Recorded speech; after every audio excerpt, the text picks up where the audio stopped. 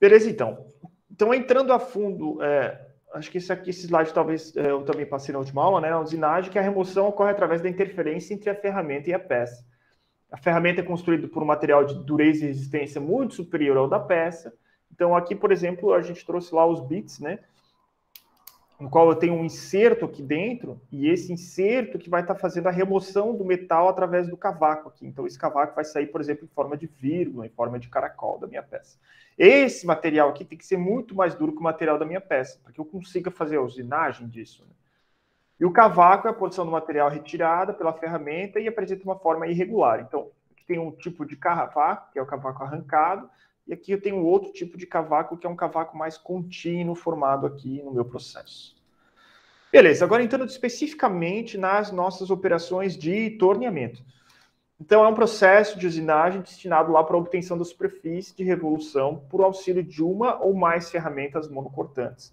Então, eu posso ter mais de uma ferramenta monocortante. E, tradicionalmente, as máquinas CNC elas vieram para automatizar esse tipo de processo de torneamento. Porque, antigamente, isso vem desde lá de uma das revoluções industriais, quando essas máquinas começaram a ser desenvolvidas e começaram a ser utilizadas, o operador ele tem que ficar lá medindo com paquímetro a peça, usina a peça, assim sucessivamente. É um processo que demora um pouco. Com o torno CNC, tudo mudou. Tu coloca a peça bruta lá dentro, aperta o botão, ele faz todo o programa de torneamento dessa peça. Mas o princípio dele é a peça gira em torno de um eixo principal de rotação da máquina e a ferramenta se desloca simultaneamente segundo uma trajetória coplanar com o eixo referido. Então é importante, esse parágrafo aqui é importante. Esse conceito é importante, a gente tem que saber diferenciar, por exemplo, o torneamento de um fresamento. O torneamento é a peça que gira. Então, isso quer dizer que eu só vou fazer peças que eu possa colocar a peça e rotacionar ela. Não são sempre peças cilíndricas, são sempre cilíndricas ou mesmo redondas, né? Existem formas de tornear uma bola metálica, por exemplo, né? Mas a gente está sempre falando de peças cilíndricas, no qual a peça está girando, a ferramenta vem trabalhando essa peça. Quanto à forma da trajetória, o torneamento pode ser retilíneo ou curvilíneo. Então, esse aqui é um processamento, é um processo básico de torneamento. Isso daqui, aqui está a minha peça.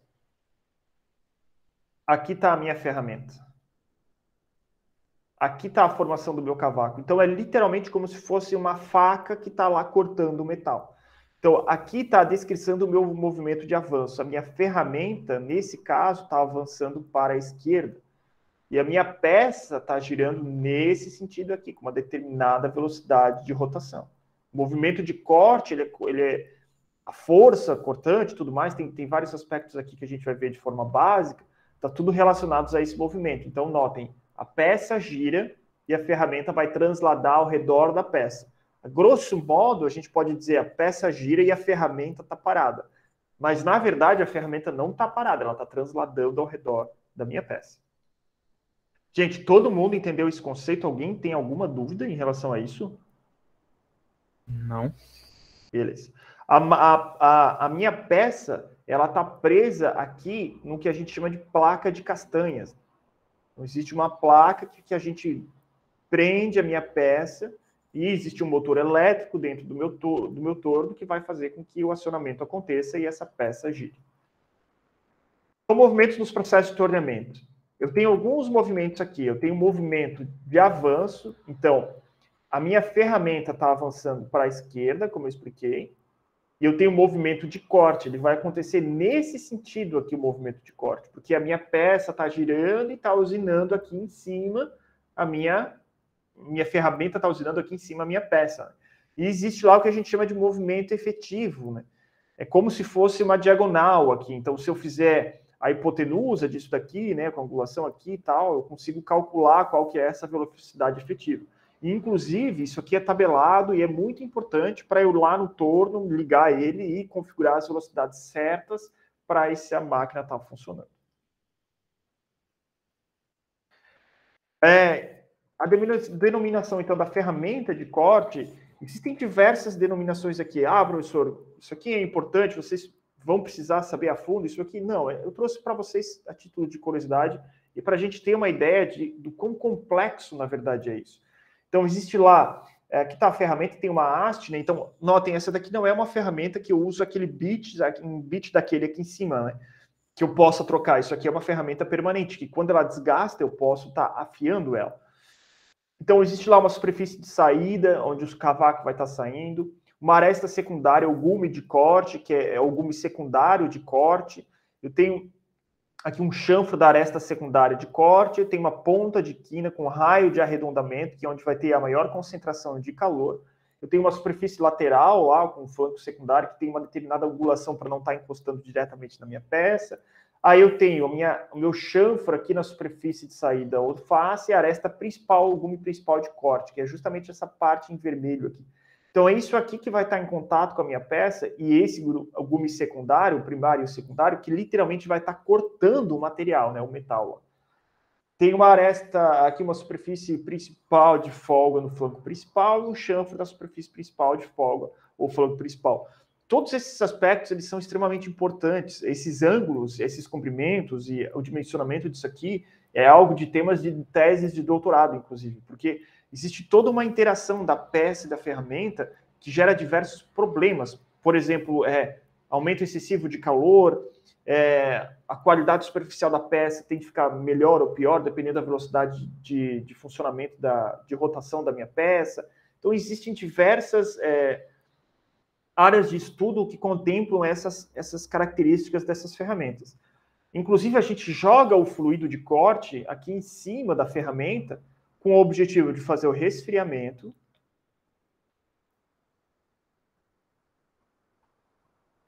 e facilitar a saída do cavaco. Então, o fluido de corte é usado para isso. Vou colocar aqui o fluido.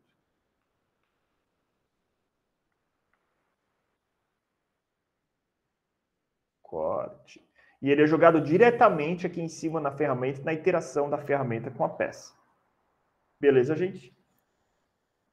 Influências da geometria da ferramenta de tornear. Então, existem diversos ângulos, como eu falei ali. Esse daqui é um dos ângulos, que é o ângulo de folga ou o ângulo de incidência, como é chamado também. Então, é o ângulo alfa. Né? É esse ângulo aqui embaixo. Ó. Tem o beta aqui, o alfa é esse daqui. Ó. Então, esse ângulo de folga ou incidência vai reduzir o atrito entre a superfície de folga e a peça e melhora a estabilidade da aresta de corte. Então, eu consigo aumentar esse ângulo aqui, ó, alfa, cada vez mais. E eu consigo fazer com que uma parcela menor, então, o contato aqui com a minha peça, ó, cada vez vai ficando menor, vai ficando uma aresta, um gume de corte bem pequenininho lá. Então, eu consigo reduzir o atrito. Porém, eu consigo reduzir o desgaste também. Consigo, na verdade, quanto menor o alfa, né, menor o desgaste. Né? Então, eu consigo manipular como que vai ser o desgaste dessa ferramenta. Em contrapartida, eu posso ter uma ferramenta quebradiça, por exemplo. Então, eu reduzi tanto a aresta ali, o ângulo de incidência, que a minha ferramenta pode, inclusive, quebrar essa pontinha ali. Ou eu posso formar algo que a gente chama de gume postiço, né, que é um acúmulo de material aqui na frente, em que quem está cortando o material não é mais a ferramenta, e sim um acúmulo de material que acontece ali na frente. Então, isso não é interessante. Então, por isso é importante a gente pelo menos ter uma noção de que tem um ângulo que influencia no corte da minha peça. Além desse ângulo que é chamado de folga, tem um outro ângulo, que é um ângulo de saída. Então, além de eu ter um ângulo que influencia o meu corte da minha peça, tem esse ângulo de saída, que vai melhorar a formação do cavaco, melhorar a superfície girada na peça, reduzir a força de corte, o trabalho de dobramento do cavaco e facilitar o escoamento do cavaco sobre a face.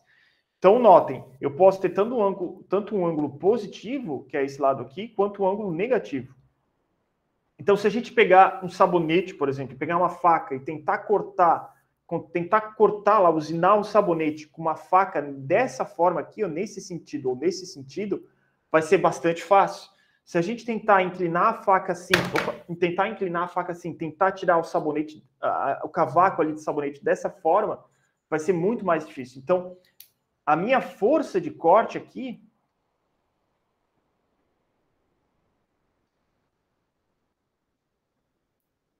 é muito maior.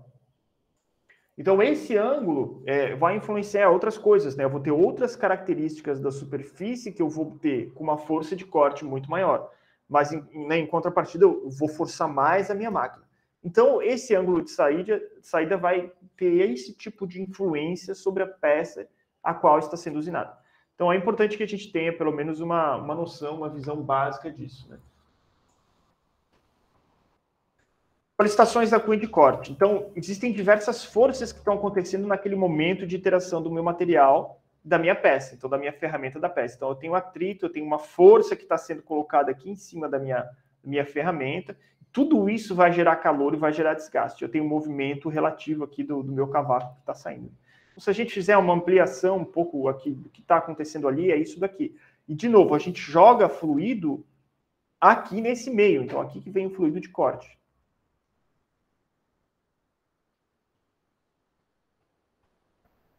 E eu acabei de falar para que era o fluido de corte. Alguém lembra para que serve o fluido de corte? Não lembro, não. Vamos pensar. Aqui está gerando calor, tem um determinado atrito aqui. A gente joga ali um líquido, um óleo, e o objetivo dele acaba sendo reduzir esse atrito e reduzir a temperatura da peça. Alguém falou alguma coisa, né? Resfriar, exatamente, Fabiana. Então, um dos objetivos é fazer o resfriamento dessa peça e dessa ferramenta, facilitar a saída de corte, facilitar a saída do meu cavaco e reduzir o atrito. E isso aqui já foi tentado de tudo quanto é tipo, de tudo quanto é jeito, desde água, desde gasolina, desde alguns óleos emulsificantes. Para não gastar a vidia, professor? Oi? Não gastar a vidia, que nem o pessoal fala, não sei. Isso, não gastar a vidia, que tem a ferramenta que é feita de vidia, né? É Winding in Diamond, que é uma palavra em alemão, né? Exatamente, para não gastar a vidia, então a gente joga lá o fluido de corte para estar fazendo isso aí, refrigerar, facilitar a saída do cavaco, aumentar a durabilidade da minha ferramenta. Lembrando que hoje em dia tudo esses de vidia e tal, é tudo essas pecinhas, tudo esses bits, né? Então isso, como eu falei, isso é descartável, né? Tu usina um pouco, daqui a pouco acabou, joga fora, põe outra. É caro isso, né? Então, é todo um mercado que existe para estar fabricando essas pecinhas. Existem alguns materiais de ferramenta de corte. E esses materiais eles têm que ter alguns requisitos.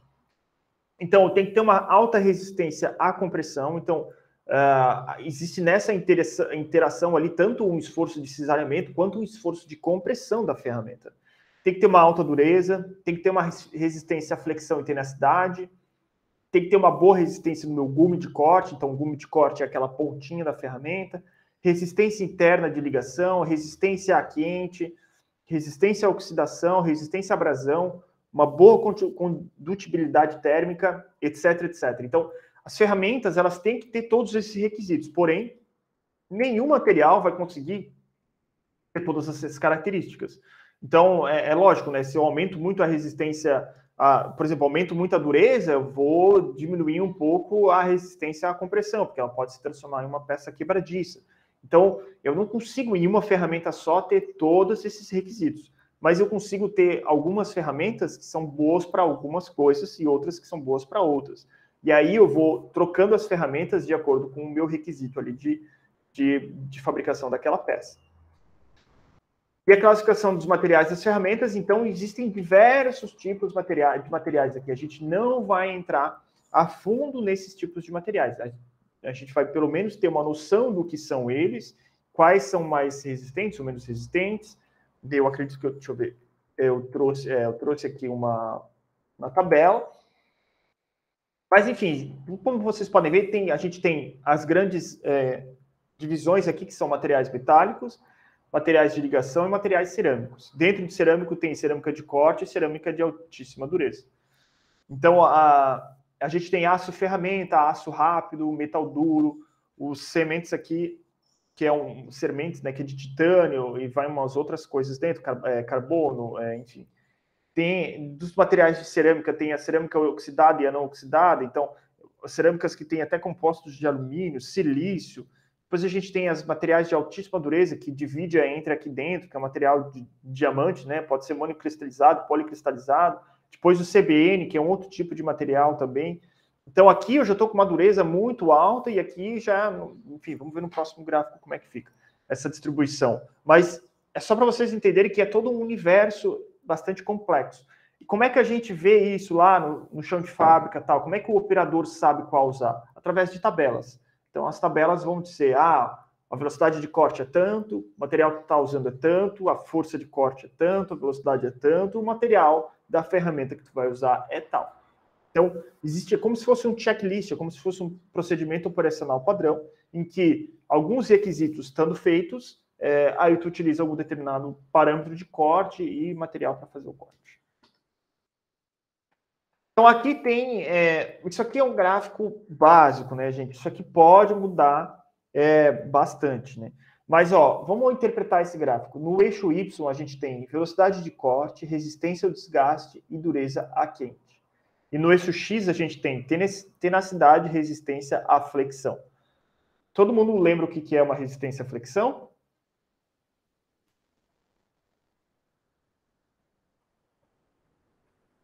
Não lembramos, gente? Fica então para a gente estar... Eu vou trazer uma figura, vou ver se eu lembro na próxima aula, para a gente ver um pouquinho esses esforços. Eu acredito que a gente possa conversar um pouquinho sobre isso, sobre esses tipos de esforços, talvez seja importante.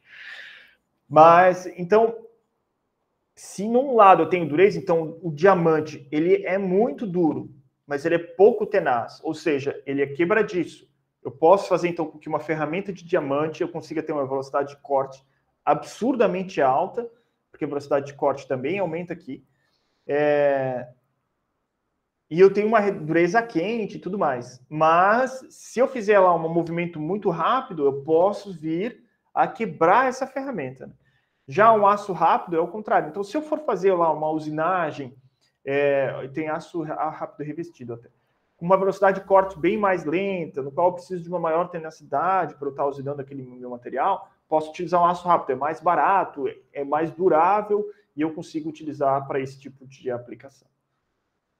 Beleza, pessoal? Alguém tem dúvidas em relação a esse gráfico?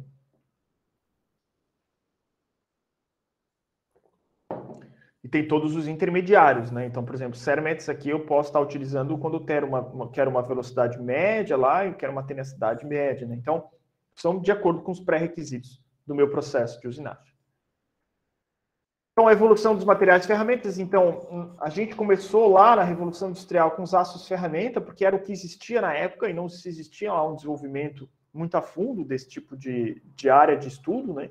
E aqui, a partir dos anos 50, 70, aqui, até anos 90, começaram a aparecer esses outros materiais. Então, aço rápido, ligas fundidas, metal duro, cerâmica, diamante, tudo mais. Então, é bastante recente isso. E notem, tudo isso daqui tem a ver com a revolução de, agora a gente tem mais computador, então a gente pode rodar uma simulação no computador. A gente pode simular um esforço de usinagem para estar desenvolvendo um material diferente. A gente tem máquinas de ensaios mecânicos. Então, a partir desses anos aqui também. Aqui, na década de 50 e 60, tem um grande boom aqui, porque, claro, nos 1930 já veio bastante coisa que está relacionada à Primeira e à Segunda Guerra Mundial, né? Então, fabricação de tanques e tudo mais.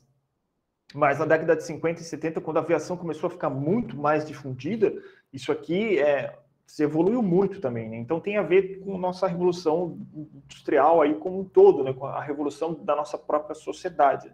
Então, peças que a gente usa no nosso dia a dia são torneadas, peças dos nossos carros são torneadas. Então, a gente precisa desenvolver esse tipo de material melhor para que consiga comercializar mais e mais gente ter acesso a esse tipo de componente, né? Enfim, de produto.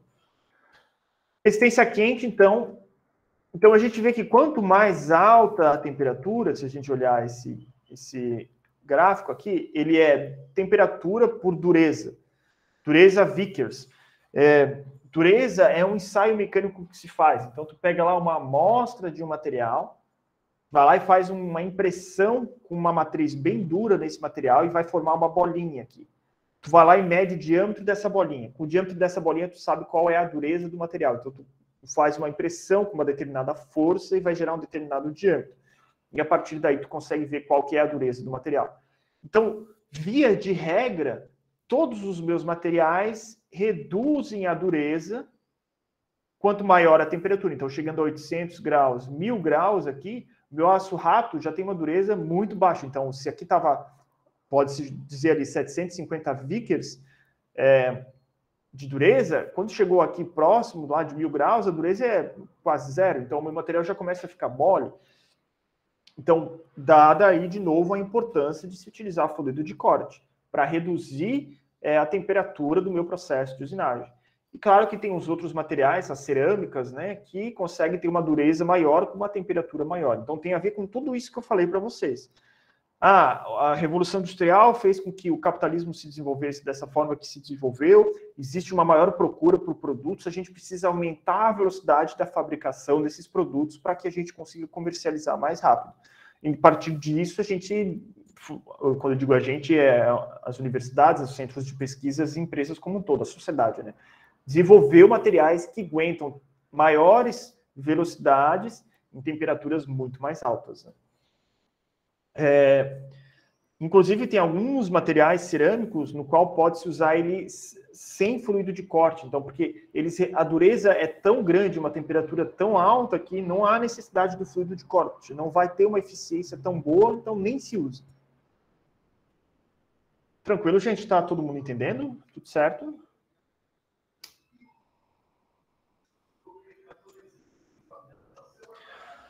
Então, a gente tem lá algumas peças que possuem, então, revestimento, né? Então, tem algumas funções lá, que é a proteção da minha ferramenta, que é o material de base da ferramenta, redução do atrito, aumento da dureza na interface, condição rápida de calor para longe da região de corte, e isolamento térmico do material de base da ferramenta. Então, daquele tipo lá de ferramenta que tem um material de base, vai ter diversos revestimentos em cima dessa ferramenta de corte. Cada revestimento tem uma utilização. E bem aqui na pontinha, onde é o gume de corte, onde acontece o maior desgaste. Então, onde tem uma camada mais espessa ali, enfim, de ferramenta. Tem todo um cálculo que se faz aqui da distribuição de força na pontinha para que essa ferramenta dure mais tempo. Então, existem revestimentos nas ferramentas e elas têm essas funções aqui. E a formação do cavaco, então, como a gente viu, aqui eu tenho... O que eu tenho aqui? Alguém saberia me dizer o que é isso daqui?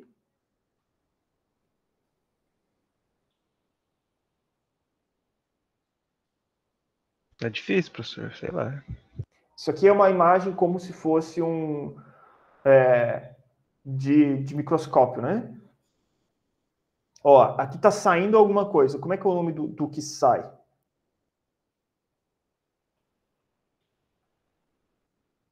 É o cavaco, professor? Isso, aqui é o cavaco. Se aqui é o cavaco, aqui tem que ser a peça. Todo mundo consegue enxergar que essa aqui é o mesmo material? Se esse aqui é a peça, se esse aqui é o cavaco, sobrou alguma coisa que é isso daqui. O que é?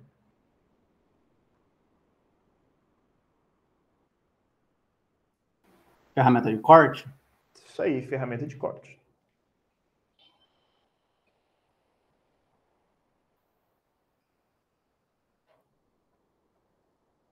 Então é assim que o cavaco vai se formando. É literalmente como se eu... De novo, né, o exemplo do sabonete é sempre o melhor. Apesar de que eu lembro até do meu professor dando esse exemplo, e eu nunca cheguei em casa, peguei um sabonete e brinquei para ver como é que é as forças de corte, mas dá para simular no sabonete. Mas como se eu pegasse alguma coisa e uma faca e fosse cortando. Então, aqui está saindo formado o cavaco. Então, tem um plano de que a gente fala de cisalhamento aqui. Então, um plano de corte. Essa ferramenta, ela está cortando o meu metal. E esse corte gera uma rebarba, uma saída, que é o cavaco que está se formando nessa parte de cima. Aquilo que eu falei para vocês, o gume postiço, ele se forma aqui nessa pontinha, ó, muitas vezes. Se meus parâmetros de corte não estão muito bons. E eu não lembro se eu trouxe uma figura nessa aula sobre gume postiço, mas a gente não precisa entrar assim tão a fundo também. Mas, enfim, é só para vocês entenderem como se forma a formação do cavaco. Existem alguns tipos de cavaco. Então, esse material que está sendo removido, ele pode estar sendo removido de algumas formas. Então, eu posso ter o cavaco do tipo contínuo, em qual, ó, aqui eu tenho a minha peça, aqui eu tenho a formação do cavaco. E aqui está a minha ferramenta.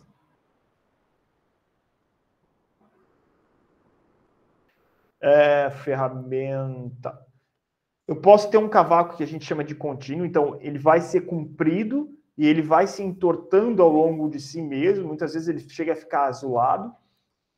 Eu tenho o meu cavaco lamelar, que é em formato de vírgula, então pequenininho, então ele vai se quebrando esse cavaco.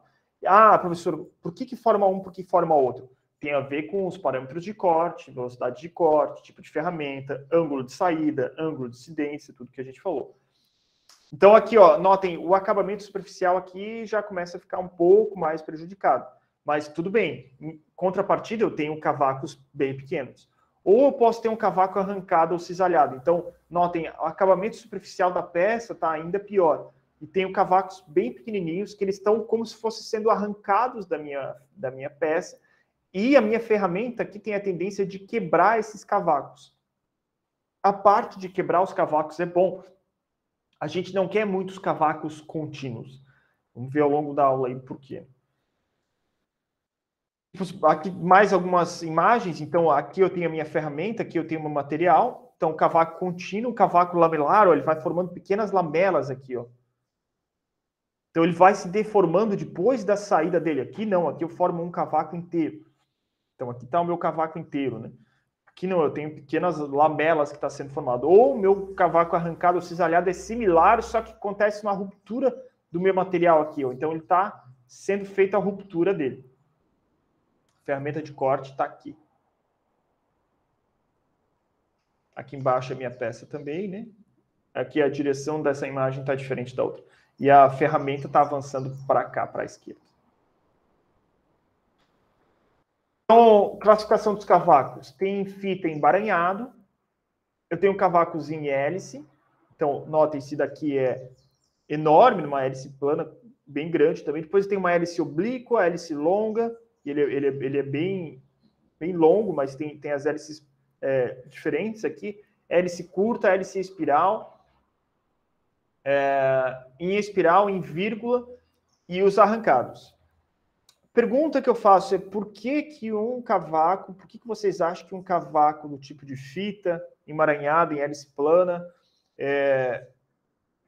cavaco contínuo desse tipo aqui também, então esse aqui entra como cavaco contínuo, né? Por que não é bom? Por que é desfavorável? Alguém consegue pensar ou chutar aí uma resposta?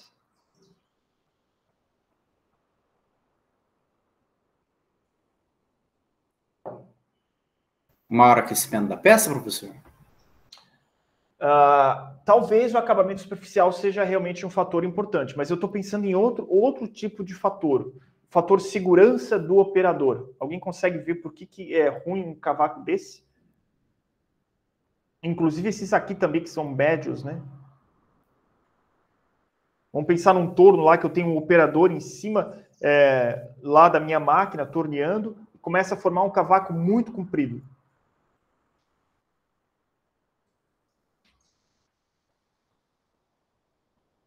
Pode enganchar ali no rotor ali e causar um acidente? Exatamente, pode causar algum tipo de acidente. Esses cavacos, quando eles saem, eles são muito afiados.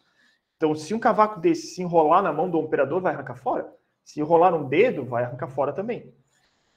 Então, não é interessante que a gente tenha cavacos tão compridos assim. Então, a gente tem que ter algumas coisas para contornar isso. Se a minha peça está gerando um cavaco muito comprido, eu utilizo algo chamado quebra-cavaco, ou uma ferramenta que tem um quebra-cavaco, que começa a quebrar esse cavaco. Então, a hélice curta, a hélice espiral e espiral são os que a gente mais quer que aconteça, né? E o de vírgula ou os arrancados também não são interessantes, porque esse aqui começa a piorar o acabamento superficial da minha peça. E, além disso, quando é muito pequeno o arrancado, é também ruim, porque pode voar no olho do operador, pode acontecer diversos... pode se espalhar muito, alguém pode se machucar também. Inclusive, quando eu fiz o meu curso técnico e a gente estava lá na ferramenta, torneando, o meu professor estava torneando e começou a se formar esses cavacos muito pequenos e tal. Mas, enfim, era um dia quente, ele estava com óculos de proteção grande, né? Só que, como o óculos é um dia muito quente, o óculos começou a embaçar. Então, ele puxou o óculos um pouquinho para frente para o vapor sair por cima.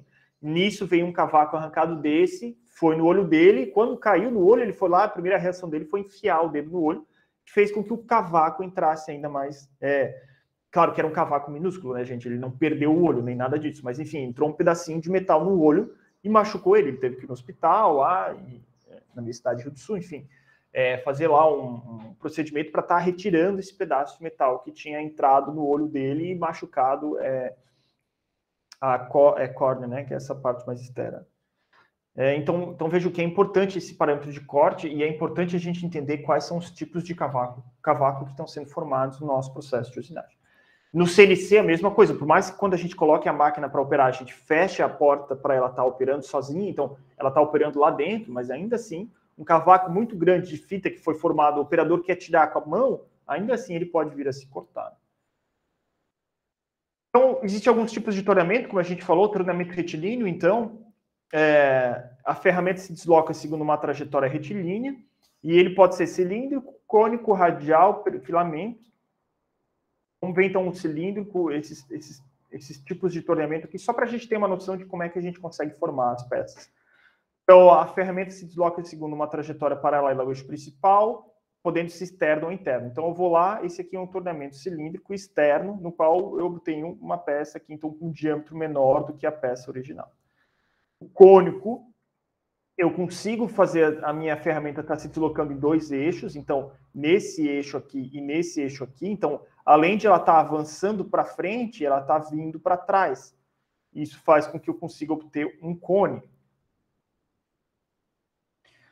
O torneamento radial, então, a ferramenta se desloca segundo uma trajetória retilínea, inclinada em relação ao eixo, mas pode ser externo ou interno. Visa a obtenção de uma superfície plana, torneamento denominado o faceamento. Então, a gente vai lá e vai facear a minha peça. Quando o torneamento radial visa a obtenção de um entalhe, a gente chama isso de um sangramento.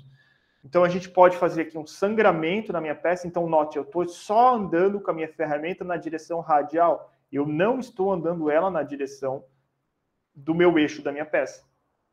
Então, se eu só estou andando com ela para frente, eu vou fazer um sangramento da minha peça. Aqui tem uma peça, ela está presa aqui na minha placa 3 castanhas, e tem aqui uma contraponta que segura essa peça também. Ou posso estar fazendo lá o meu faceamento, então reduzindo, faceando a peça, né? Usinando a face da peça. Então, por isso a gente chama de faceamento. Perfilamento, a gente consegue fazer com que tenha o perfil da ferramenta, então, por isso chama perfilamento. Então, a ferramenta tem um determinado perfil.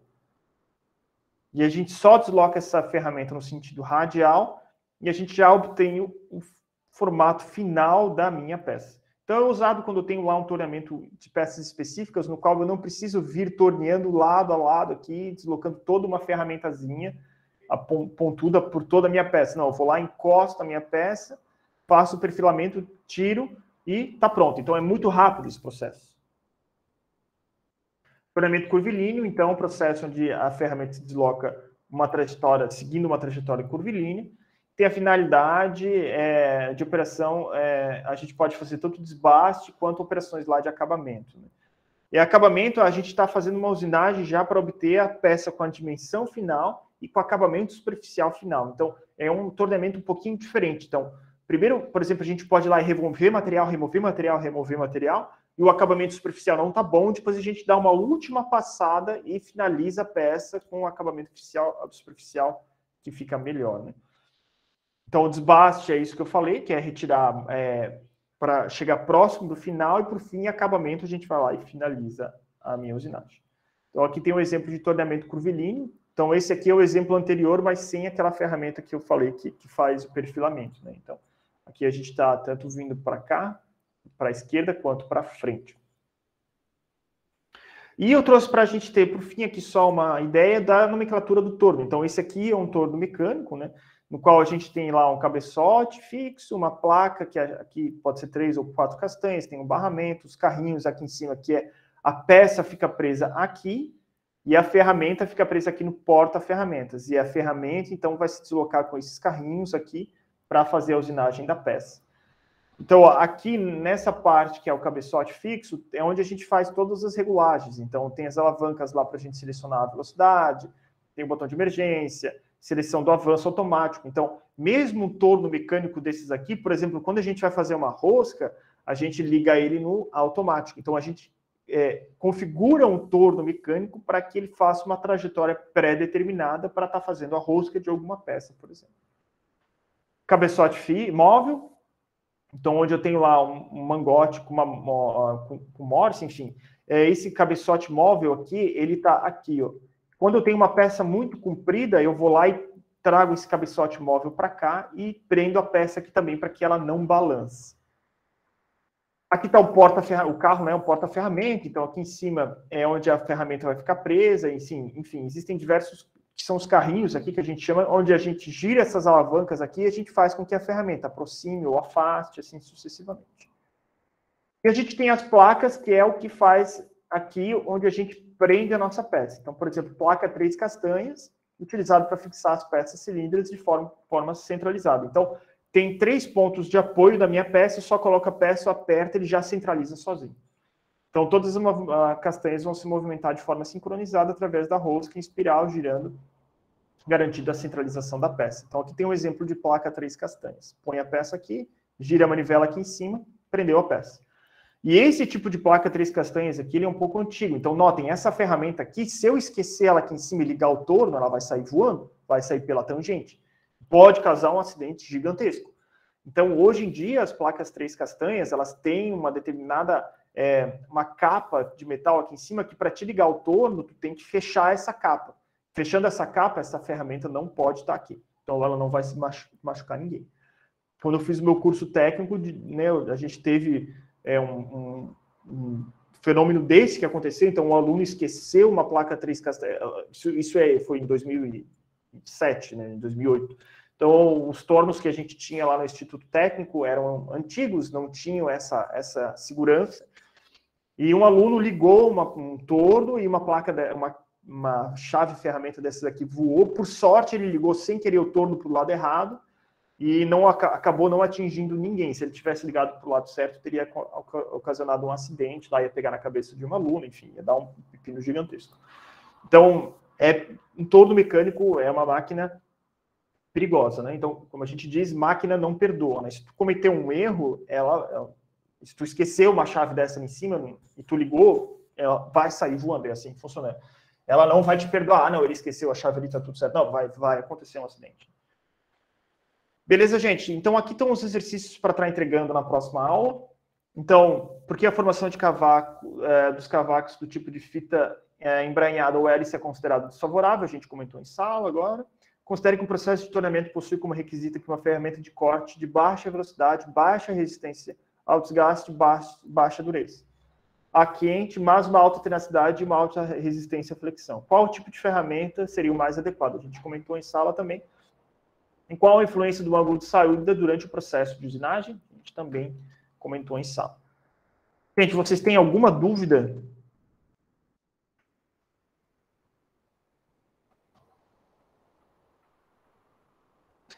Espera aí que o meu computador travou. Voltou. O meu computador tem muita coisa aberta. Gente, vocês têm alguma dúvida? Querem tirar alguma dúvida referente à aula de hoje? Não entenderam alguma coisa?